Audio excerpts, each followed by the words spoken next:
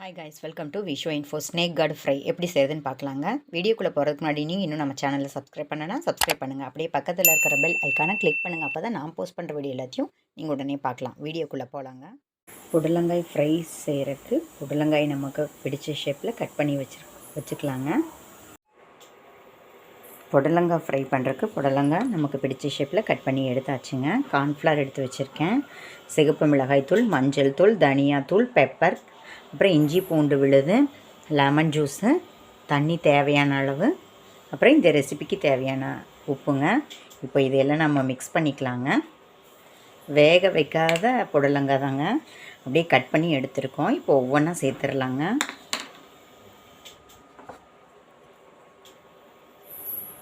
இப்போ கார்ன்ஃப்ளவர் சேர்த்திக்கலாங்க. தேவையான அளவு தண்ணி ஊற்றி மிக்ஸ் பண்ணிக்கலாங்க. புடலங்காயிலே தண்ணி இருக்கும், அதனால் பார்த்து நம்ம மிக்ஸ் பண்ணிக்கலாங்க.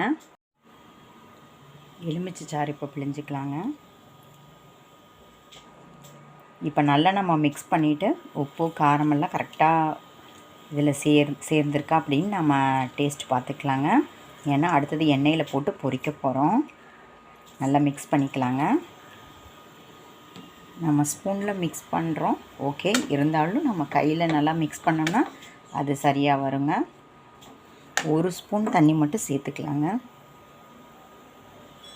அவ்வளோதாங்க, இதுக்கு மேலே வேணாம். இது ஒரு 5 மினிட்ஸ் ஊறட்டுங்க. அப்புறம் நம்ம இதை பொரிச்சு எடுத்துக்கலாங்க. புடலங்காய் ஃப்ரை நல்லா ஊறிடுச்சுங்க. இப்போ இதை நம்ம எப்படி பொரிக்கிறதுன்னு பார்க்கலாங்க. எண்ணெய் நல்லா காஞ்சிடுச்சுங்க. இப்போ போட்டு எடுத்துடலாங்க.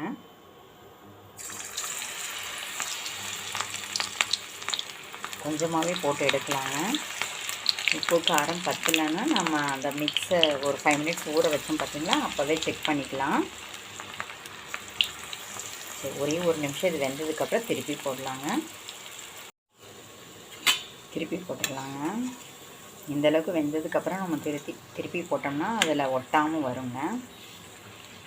இன்னும் ஒரு நிமிஷம் வேகட்டுங்க, பார்க்கலாம். புடலங்காய் ஃப்ரை ரெடி ஆகிடுச்சுங்க. இப்போ இதை ஒரு பிளேட்டுக்கு மாற்றிக்கலாங்க.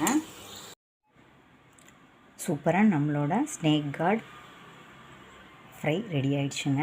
நீங்களும் இந்த மாதிரி ட்ரை பண்ணி பாருங்கள். ஒவ்வொரு டைம் ஒவ்வொரு மாதிரி ட்ரை பண்ணி பாருங்கள்.